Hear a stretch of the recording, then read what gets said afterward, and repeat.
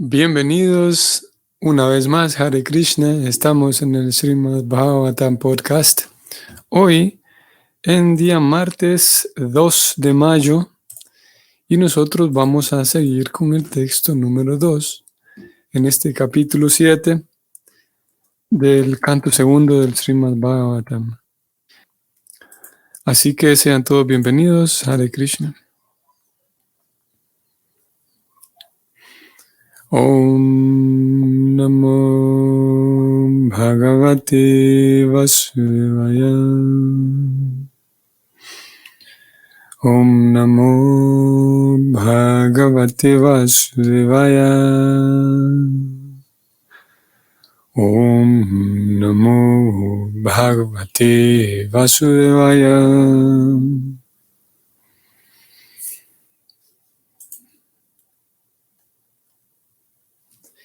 Yatorucherayanayat suyaman suyaknyam akuti sunur amaram matadaksinayam lokatrayasya mahatim aharad yadartim swayam bhuvena manuna harir iti anuktaham.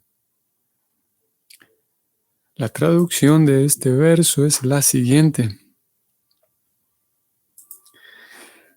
El Prajapati engendró primero a Suyajna en el vientre de su esposa Akuti, y luego Suyajna engendró semidioses encabezados por Suyama en el vientre de su esposa Dakshina.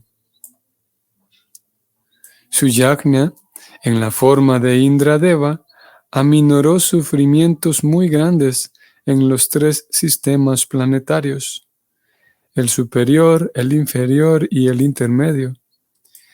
Y debido a que aminoró así los sufrimientos del universo, el gran padre de la humanidad, es decir, Swayambhuva Manu, le dio luego el nombre de Hari. Vamos a leer este significado. Para tomar precauciones en contra de la invención de encarnaciones de Dios desautorizadas, creadas por personas caprichosas y poco inteligentes, el nombre del Padre de la encarnación genuina también se menciona en las escrituras reveladas autorizadas. De modo que a nadie se lo puede aceptar como una encarnación del Señor si las escrituras autorizadas no mencionan el nombre de su Padre, así como el nombre de la aldea o el lugar en el que aparece. El nombre de la encarnación Kalki, que habrá de aparecer en unos 400,000 años, se menciona en el Bhagavad Purana juntamente con el nombre de su padre y el nombre de la aldea en el que él aparecerá. Por lo tanto, un hombre cuerdo no acepta ninguna edición barata de una encarnación sin referirse a las escrituras autorizadas. Fin del comentario. Bueno, este es un tema que nosotros vamos a ver recurrente a lo largo del capítulo, como si la Prabhupada va a ir enfatizando en un par de ocasiones, lo va a hacer, el alertar al estudiante a que este no es un tema barato, no es un asunto, como él dijo aquí. No se trata de aceptar ediciones baratas de cualquier encarnación. Para nosotros estudiantes es muy necesario que él, como comentarista y como fundador acharya de esta escuela, y como representante de los maestros espirituales autorizados, es necesario que él haga ese trabajo de, por un lado, de alertar, y por otro lado es un trabajo, va creando un marco de contención, digamos, que nos ayuda a mantenernos dentro de la ciencia espiritual. Y eso nos permite saber reconocer cuando alguien está yendo más allá de los límites de la ciencia espiritual y simplemente está hablando por capricho, como él dijo aquí. Y como dije, eso nos permite mantenernos dentro de una ciencia. Y una ciencia, como cualquier otra, se requiere que haya por un lado, una base teórica para aquella ciencia, y esa base teórica nos va a permitir poder tener resultados observables. Siempre y cuando hay resultados observables que son objetivos, entonces podemos tener la seguridad de que estamos dentro del marco de una ciencia.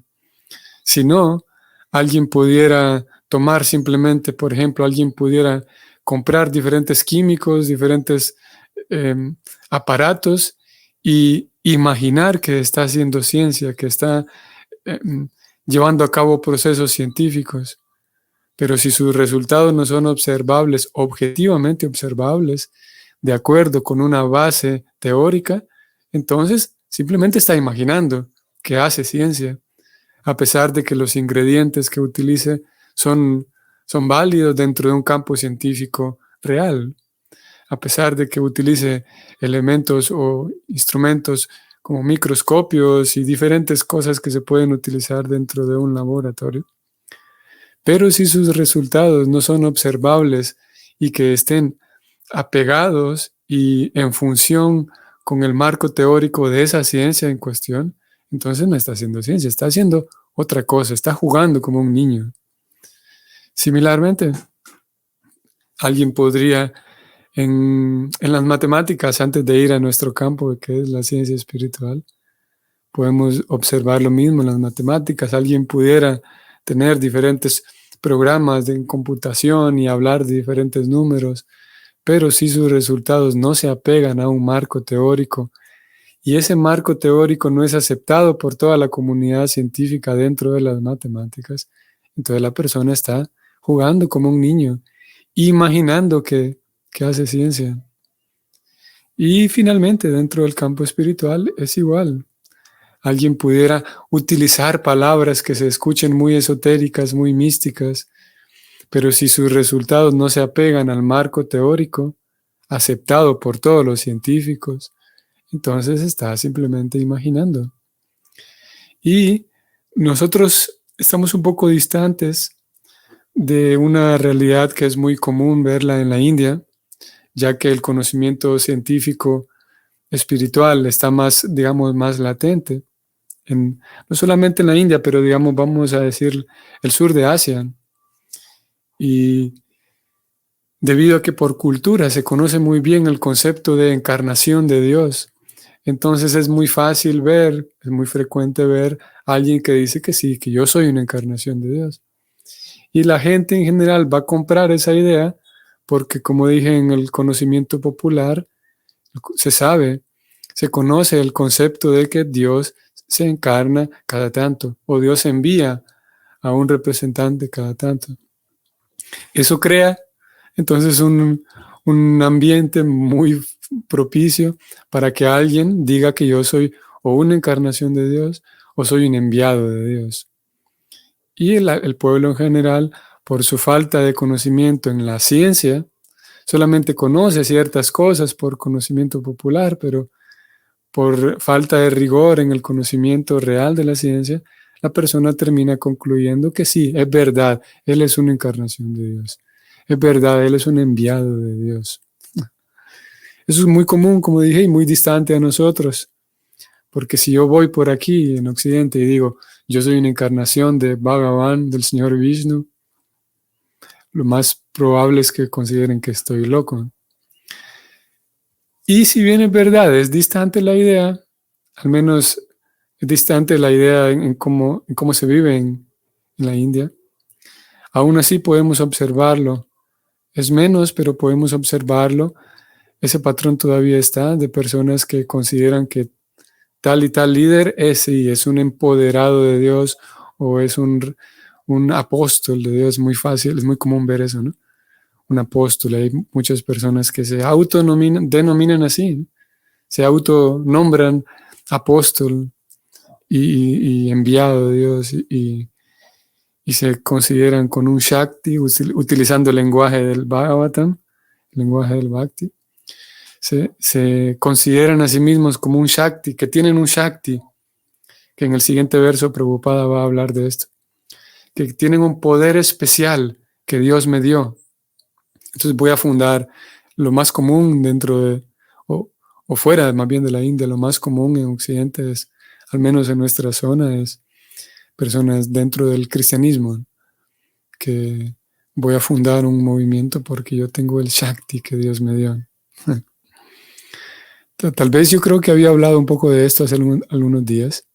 Aquí mismo en la zona donde me encuentro, fue muy conocido el caso, al menos muy conocido dentro de este pequeño poblado, el caso de alguien que fundó una iglesia de lo más así opulenta y grande, cosa que era bastante llamativa porque de la nada, así con poco tiempo, comparado con muchas otras iglesias, el crecimiento era muy grande, al menos el crecimiento estructural, unas cosas así muy opulentas y todo, por ejemplo, equipo de sonido, todo lo que las iglesias necesitan de primera calidad, con los materiales más caros.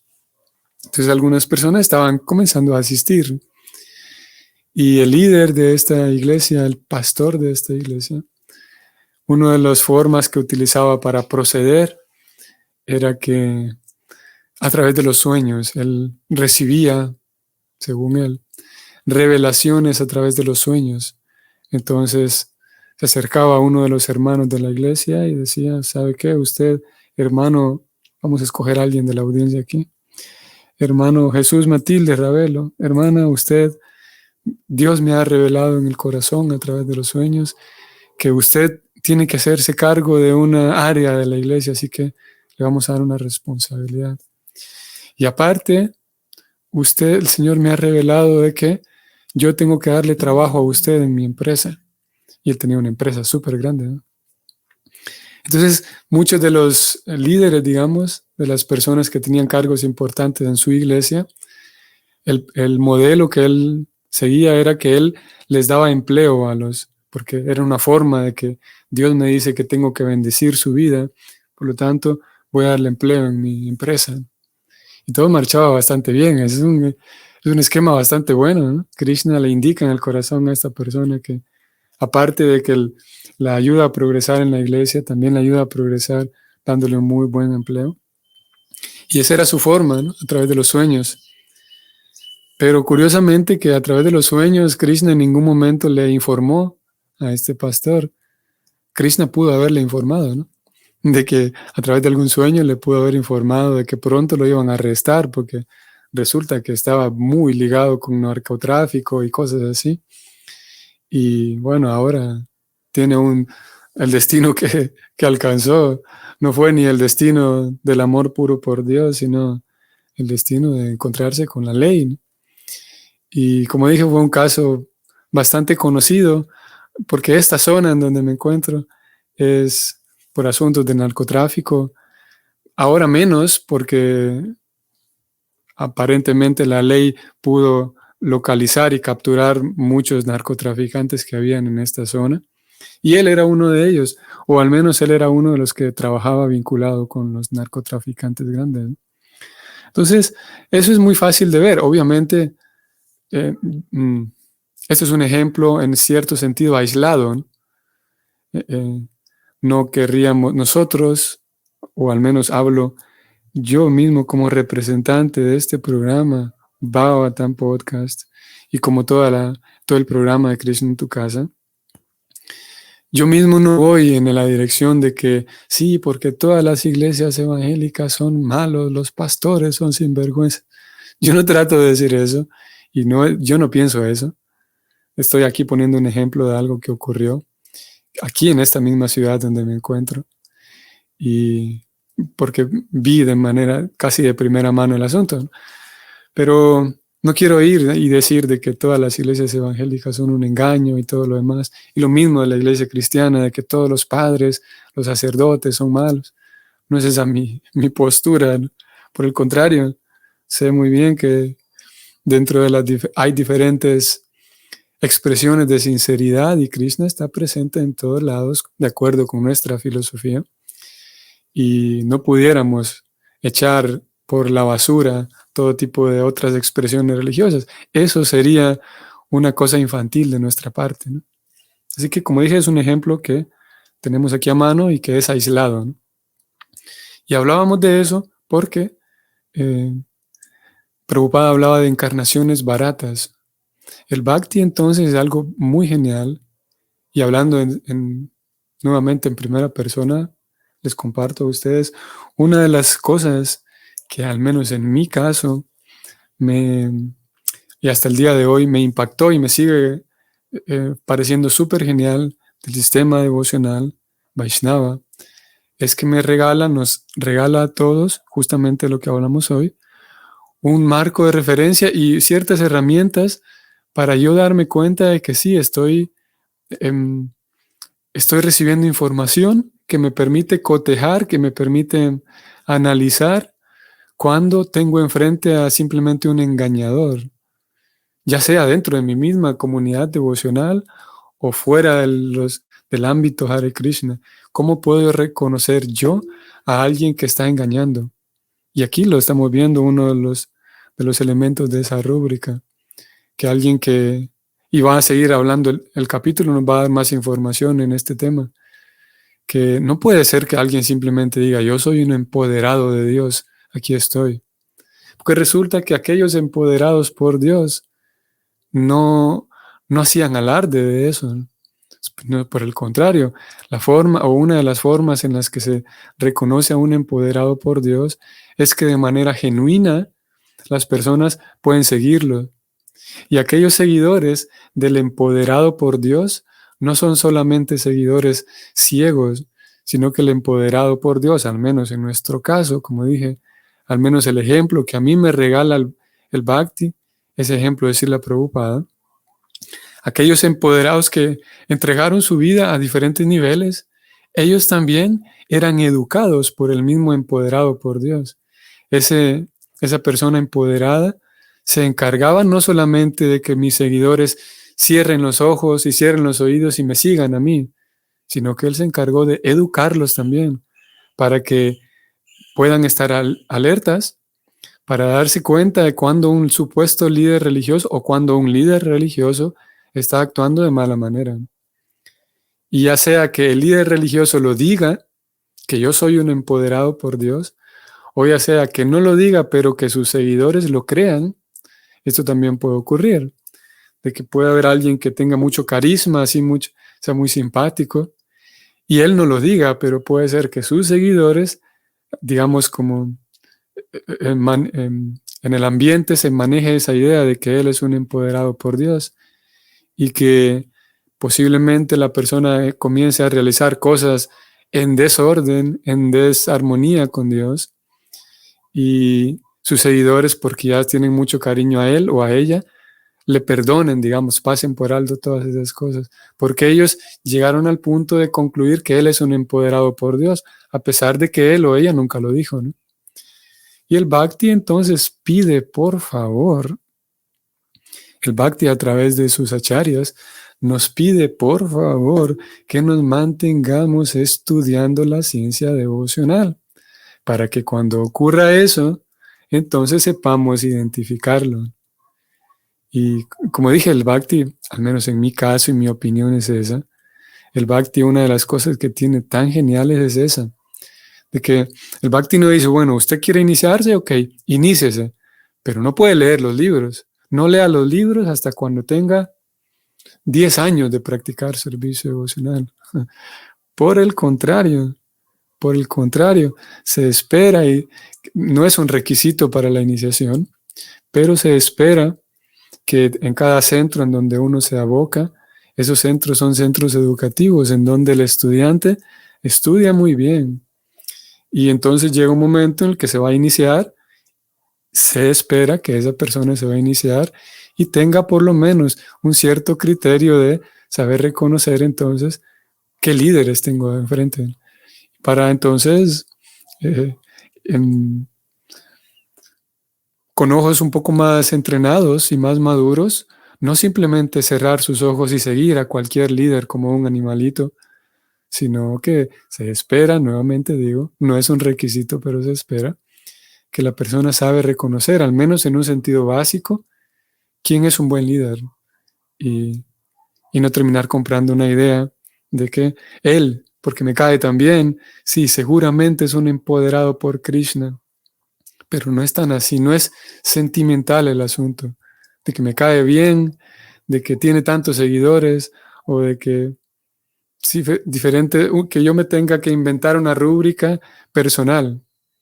Eso ya no es, deja de ser una ciencia, como dije al inicio, sino que el marco teórico, en nuestro caso, es un marco escritural. Las escrituras tienen que respaldar aquel hecho de que alguien es un empoderado por Dios o que es una encarnación de Dios directamente. Voy a regresar al verso y voy a resaltar aquí cómo Prabhupada menciona que en el caso específico, ya que estamos hablando aquí de dos tipos de encarnaciones, en el caso de las encarnaciones tenemos dos tipos. Las encarnaciones que son de Dios directamente, que es Él mismo, como el caso de Nrisimha, que pronto vamos a celebrar su aparición. Y tenemos una segunda encarnación, otra segunda categoría, que es la encarnación ya no de Dios directamente, sino que un enviado de Dios. Una persona que es una alma pequeña, como ustedes y como yo, solo que Dios la dota de cierta cantidad de poder o de habilidad para una tarea en particular. Entonces, en este caso, en el verso de hoy, Prabhupada está hablando de cómo reconocer una encarnación de la primera categoría, o sea, cómo reconocer una encarnación de Dios cuando es Él mismo encarnado o aparece como, sí, como una persona. Y uno de los criterios que Prabhupada mencionó aquí es que también se menciona en las escrituras el nombre del Padre de la encarnación. Estoy subrayando aquí. Y aparte de mencionar el nombre del Padre, también se menciona el nombre del lugar en donde esa encarnación aparecerá. Si la Prabhupada entonces aquí nos regala el ejemplo de Kalki. Kalki en el Bhagavatam, en las escrituras reveladas, el Bhagavatam nos regala información de eventos que ocurrieron, por ejemplo, posguerra, post-batalla de Kurukshetra, qué ocurrió después de ello, los guerreros que quedaron allí, qué sucedió con los Pándavas, pero también nos regala información más adelante, hacia el canto 12º, vamos a encontrar información de qué es lo que ocurrirá también en el futuro.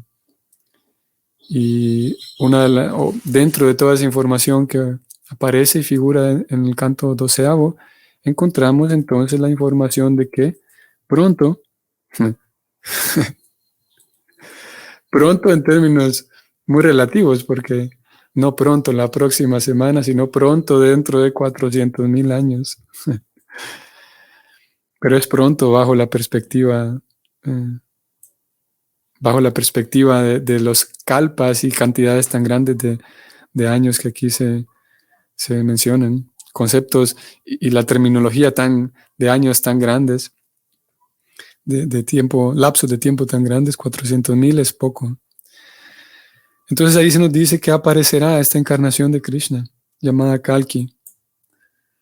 Y se regalan también otras que posiblemente nosotros en el capítulo 7 que estamos estudiando, llegará su momento en el que se va a hablar de Kalki, y ese día, cuando hablemos de Kalki, vamos a ir a echar un vistazo al canto 12º para conocer un poco más acerca de esta encarnación. Ahí se describe cómo va a ser el ambiente social, una crisis inimaginable, y ahí aparecerá Krishna en la forma de Kalki. Prabhupada entonces incluye este Kalki como ejemplo de cómo las escrituras mencionan el nombre del padre de Kalki, y aparte menciona el nombre del lugar en donde él aparecerá. Como dije, este es uno de los parámetros para reconocer una encarnación de Dios como tal. Y luego tenemos la pregunta de qué parámetros tenemos para reconocer el segundo tipo de encarnación, que ya no es la encarnación de Dios, sino más bien un enviado de Dios. Y los parámetros en ese caso no son tan explícitos. En el caso de un enviado de Dios, ya no él mismo, pero él enviando a alguien, ya no son tan explícitos. No es que se mencione el nombre de su padre o de la aldea, sino más bien aquí tenemos que remitirnos al resultado, cómo son los resultados de su misión, cómo son los resultados de sus actividades misionales de esta persona enviada por Dios. El verso de mañana, el verso 3, nos va a regalar también una definición. Estoy aquí adelantándome un poco. El verso nos va a regalar una definición de estos diferentes tipos de avataras. Muy bien, vamos a detenernos aquí. Inicialmente yo tenía la idea de leer los dos versos, versos 2 y 3, pero vamos a dejar el tercero para mañana. Saludos, Kami, Dasi, Kamalatika, Hare Krishna. Saludos, Gabriela también, Hare Krishna. Muy interesante lectura y comentarios. Sí, un tema relevante, ¿no? A mí me parece relevante porque nos permite estar más seguros, ¿no?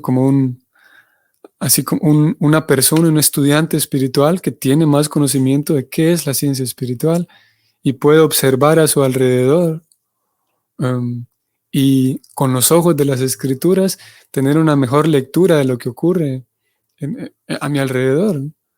Ya no solamente es un libro que nos habla de tiempos remotos y sabios que vivieron en el pasado, que sí, obviamente toda esa información es necesaria, pero también nos capacita para hacer, como dije, una mejor lectura de lo que ocurre a nuestro alrededor, con ojos más maduros y más científicos. Y muy bien, entonces continuamos con el tema de las encarnaciones el día de mañana y que tengan un excelente día a todos. Hare Krishna.